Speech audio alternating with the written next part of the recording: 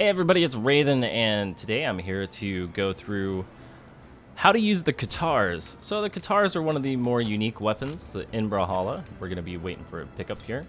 But the thing that's interesting about them is that they play pretty differently from other weapons. So Katars don't have any true combos, but what they do have is a lot of frame traps and pseudo combos, and just kind of what I want to do is go over the uses for each move and kind of talk a little bit about why they're useful and also why they're awesome. So we're going to be turning on hitboxes, and we're going to show some damage and stun and all that good stuff, just so you guys have an idea. So the first thing that I want to talk about are your approach moves. There's generally three different ways to approach with Katars. The first is through this dive kick, or dive bomb, or whatever you want to call it. I refer to all of these as dive kicks just because it's traditional fighting game terminology. But this is the most common way that you're going to see Katar players get in. It does get blocked by platforms, so on stages like this, you can't attack when you've got a platform in the way. But when you do connect it, what's nice is that it lands with just enough stun so that you can typically follow it up with a combo. So what's really common is to see, you're going to dive in, and then you're going to follow up with just a standing neutral like this. And you'll see that the combo isn't consistent as far as to the ability to follow up afterwards. So at later health, you kind of have to mix in tossing in signatures and some other things. But this is your really common approach move. Now, as you can see, even though that Scarlet is at red health, this doesn't have a lot of force properties. So if you want to knock somebody out, you're going to have to go for a different kind of option. Now, it does have some interesting properties here on the edge. So for instance, if you're edge guarding and you push someone off with it, you're generally in a position where you can follow up with the side air. So you can use this in edge guarding as well. And a lot of people aren't expecting that downward angle in their edge guard scenarios. So that is the dive kick, and it's definitely one of the best ways to approach on Katars, just because of its speed and priority. However, it does become kind of predictable, so you want to mix it up, in which case this move is pretty good. It has really fast startup times, so it's going to beat people if they're pressing buttons, but it doesn't have a lot of priority. Now, you can use this to kind of back and forth people, I like to do this. You can see it's not a true combo. They can dodge out of it, but if they're trying to respond with an attack, you can usually combo a couple of those. You can also, do one of these into, standing light, or, into a signature if you have a good signature that's going to hit nearby. But this is another way to get like a quick attack out when you're on the ground and you need to cover a tiny bit of space. You will get poked out by some other moves though, so just know that it comes out fast, but it doesn't have a lot of priority. The last and final way to get in is to kind of come in with a side air. Now the thing that's interesting about the side air is that it's going to whiff if you're trying to do it, as an instant. If you're trying to instant air side air, it's going to land just over their hurt box. So kind of what you can do is you can use it as a way to come in and bait out other attacks. And what's nice about this is that it has a fair amount of priority and force. Now you can see it doesn't do nearly as much damage as, say, our dive kick option, which, at some levels is going to do 30 points of damage if you get that last hit on. But what's nice about this is that if you're doing like a big old empty jump like this, it actually propels you forward. And you can kind of get some long range setups going on with this that people aren't going to quite expect. So that is one of the other ways to get in. Let's talk about some of the standing normals. So this one right here is one of my favorites, because what's nice about it is that it'll hit people who are trying to jump over you. You can see it has this really generous hitbox. And what's nice about it is that even though it's not a true combo into anything else, you can use it for all sorts of setups and follow-ups. At later health, you can follow up with these recovery moves. You can follow up with a juggle or a neutral air. Depending on your signature set, you can do one of these and follow up with a signature. So one of my favorite things to do is to hit somebody with this and then wait for them to dodge and then ping them with a signature afterwards. You can't really replicate that in training mode, but just know that this move does a pretty good damage. 21 points is pretty good for Katars. It's very reliable, it comes out really fast, and it's basically your big setup move for leading into other parts of your combo, whether you're looking to juggle or punish with a signature or what have you. So there's this.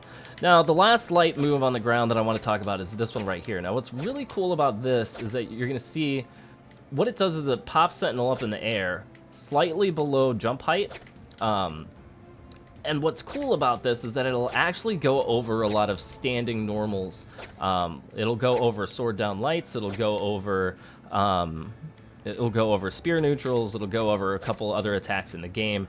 Attacks will just go completely under your hurt box while you're jumping up in the air. So this move is actually really safe, and it's pretty good to jump out, because if they're going to just toss out here and there, because if they're gonna go for a grounded attack, you're gonna leap over it, and if they try to jump in on you, you're gonna ping them out of the air, and then you can follow up with your air neutrals and the rest of it.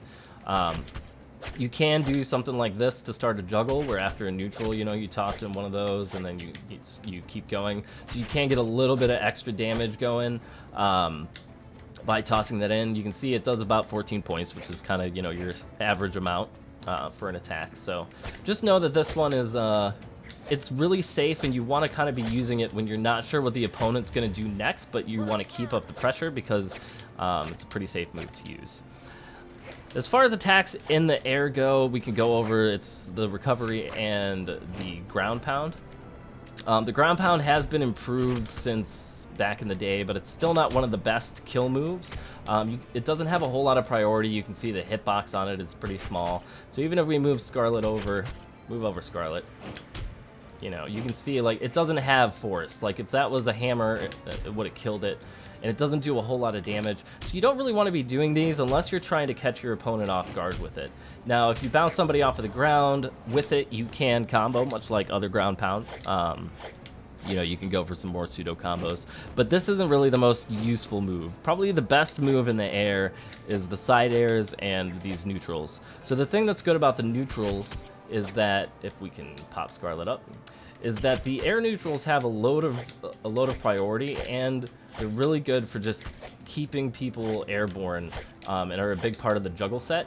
And one of the things that you want to get used to doing is, instead of just tossing this out, you want to get used to steering the move so that you can actually cover more space with it.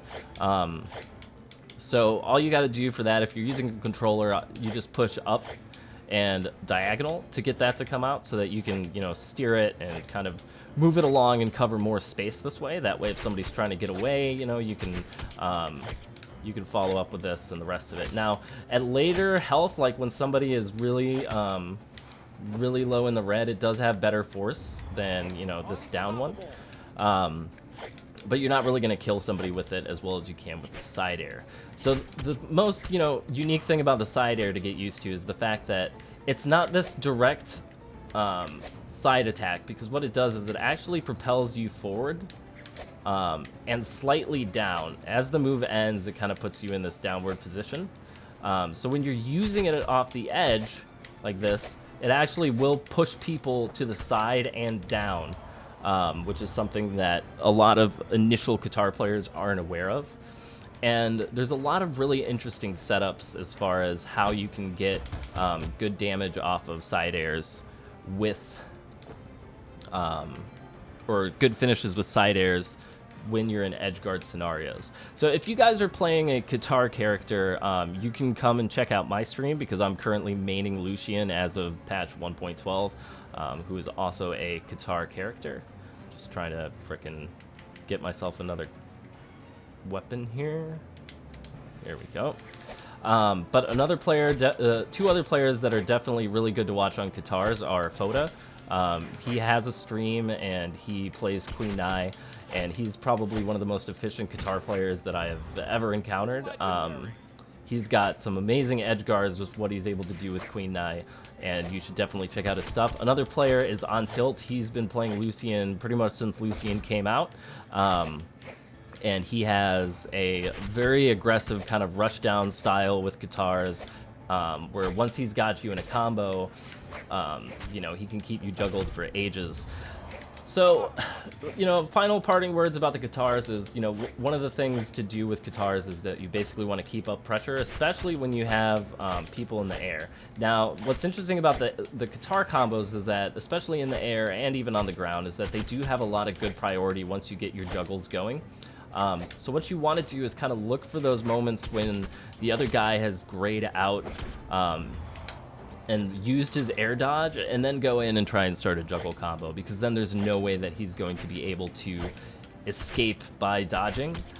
Because typically Katars, unless you're doing a Katar v Katar matchup, typically Katars can't get out prioritized in the air, especially if you're, you know, rocking and rolling with lots of aggressive combos, just because of how quickly they come out. So while they don't have the kind of the knockout power of some other weapons, and they don't have some of the huge combos that, you know, hammer and sword do, Katars are deadly up close, and they're really great for keeping pressure on and kind of juggling opponents and putting them in these uncomfortable situations where their only option is to dodge. So anyway, I hope this walkthrough was helpful to you guys. I know it's been a while since I've done any hardcore guides, but, you know, just kind of talking through things like this, I feel will be helpful for some people. So for all of you who have watched this video, thank you guys so much for watching. I really do appreciate it. As always, remember to hit the like button if you like this video. It helps out a great deal. And I will see you next time for more Brawlhalla.